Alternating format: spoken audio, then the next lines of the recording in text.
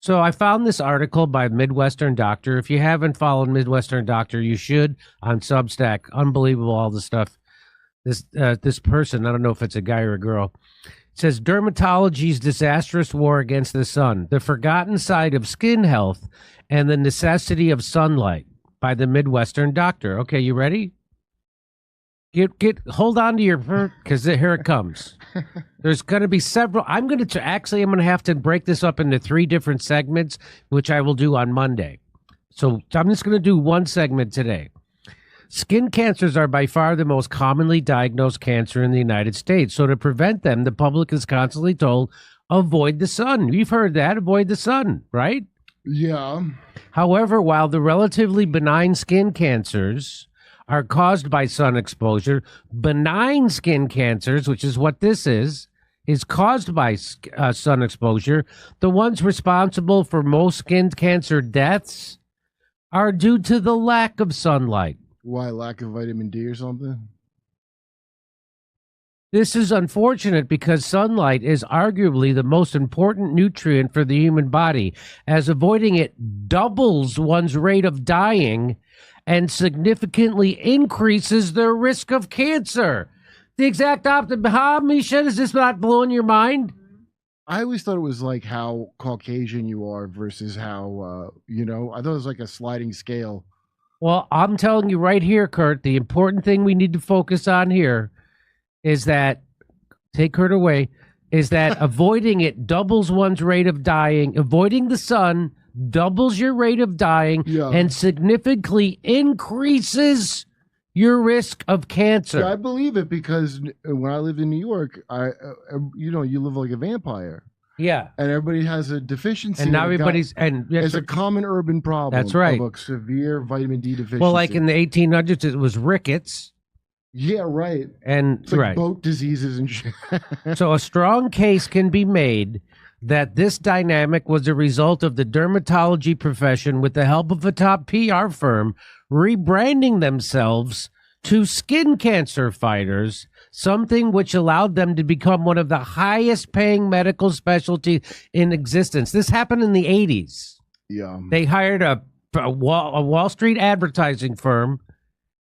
Unfortunately, despite the billions that is put into fighting it each year, skin cancer, there has been no substantial change in the number of skin cancer deaths.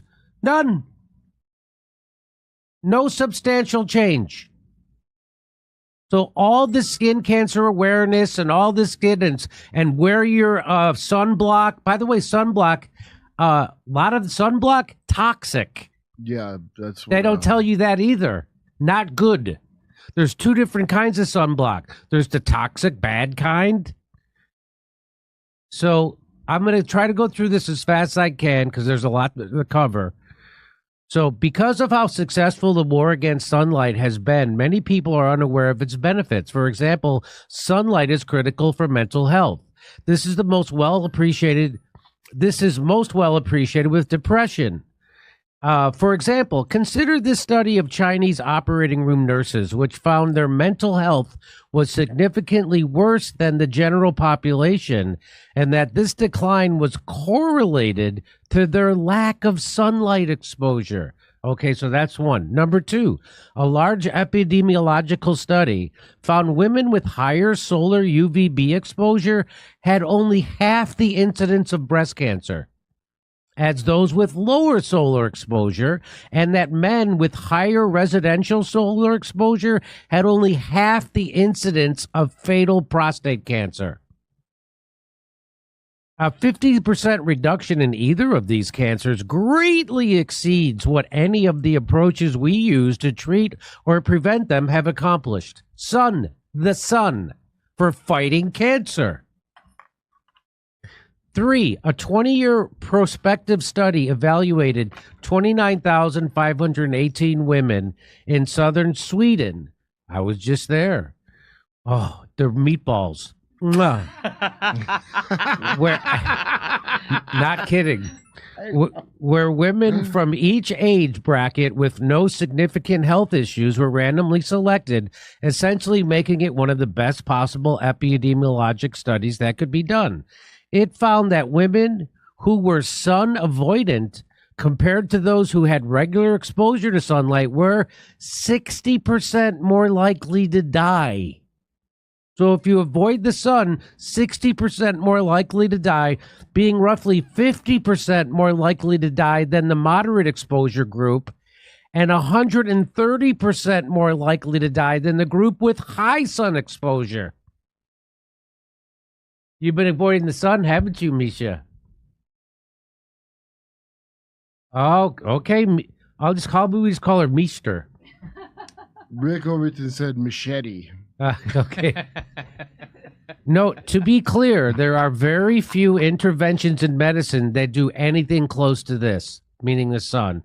The largest gain was seen in the risk of dying from heart disease, while the second gain was seen in the risk of all causes of death besides heart disease and cancer. And the third largest gain was seen in deaths from cancer. So it lowered your risk of death from all those things, including cancer. The investigators concluded that the smaller benefit in reduced cancer death was in part an artifact of the subjects actually living longer and hence succumbing to a type of cancer that would have only affected them later in life. So even though so what they're saying is that because they got sun, they lived so much longer that a lot of them got cancer at the end, but they would have died much earlier had they not gotten sun exposure. Do you follow that? I hope so. The largest benefit, get this, Kurt, the largest benefit was seen in smokers. Yeah. To the point, non-smokers who avoided the sun, non-smokers who didn't get sun, had the same risk of dying as smokers who got sunlight. Yeah, makes sense. Because you got to figure just your mental state. 100% getting sun, it changed your mental state. Change your mental state. Okay, and then it's easier to exercise, especially exercise out in the sun, and it's a radically different feeling than. And I've done both things, and the vampire lifestyle. It not makes your good. brain bad. It's bad. Yeah. So according to the American Academy of Dermatology, this is what the official Dermatology Academy says about skin cancer. You ready? It says skin cancer is the most common cancer in the United States. Current estimates are that 1 in 5 Americans will develop skin cancer. They just call it all skin cancer. So there's the kind of skin cancer that most people get, not scary at all. And then there's 1% of people die from skin cancer. That's the scary part. But they lump them together. So they're doing it here. 1 in 5 Americans will develop skin cancer, which makes you shit your pants and get afraid of the sun. Yeah. It is estimated that approximately 9,500 people in the U.S. are diagnosed with skin cancer every day. But did you know that most of those skin cancers diagnosed are benign? That's what I did think that. Basal cell and squamous cell carcinomas, the two most common forms of skin cancer, are highly treatable if detected early and treated properly. They even put these two together, which is incorrect for them to do. Because exposure to UV light is the most preventable risk factor for all skin cancers, so they're lumping all skin cancers together. The kind of skin cancer that's caused by the sun, which is not as scary as the kind of skin cancer that is caused by not enough sun. Yeah, I didn't know. Which is actually very scary. I didn't know there was one caused by not enough. So they're doing that. The thing I didn't realize. The Academy of Dermatology encourages everyone to stay out of indoor tanning beds and protect their skin outdoors by seeking shade, wearing protective clothing, including a long sleeve shirt, pants, a wide brimmed hat like machete, and sunglasses with UV protection, and applying a broad spectrum water resistant sunscreen with an SPF of 30 hard to kill all skin not covered by clothing. Likewise, according to the Skin Cancer Foundation, more than 2 people die of skin cancer in the U.S. every hour. That sounds pretty scary, right? Well, let's break that down to exactly what that means. It is generally believed that around 2.64 million people get one cancer a year. Skin cancer. The 3 primary risk factors for basal cell carcinoma cancer are excessive sun exposure, fair skin, which makes you more susceptible to excessive sunlight penetrating your skin, and family history of skin cancer. So that's the kind of cancer I got. I have light skin, blue eyes, and I get a lot of sun on my face. Because of this, the widely varying incidence of basal cell carcinoma is largely due to how much sunlight exposure people have, and typically you find it in areas with frequent sunlight exposure, like on the face. Okay? The important thing to understand about basal cell carcinoma is that because it almost never metastasizes, it's not very dangerous. And most sources say that it has a 0% fatality rate.